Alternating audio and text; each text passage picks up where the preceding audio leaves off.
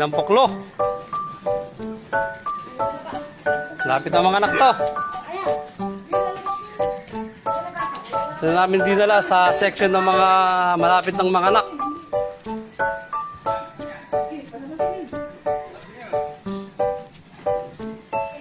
Baka mamaya lang mga anak na to.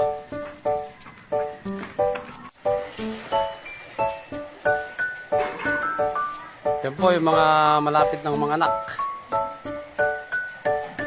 Days na lang. Yung mga discharge na po.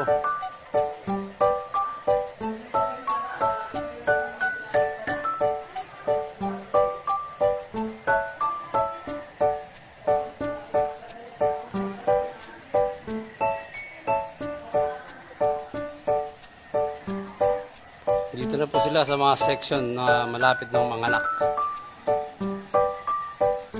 Dito sila pinagsasama-sama.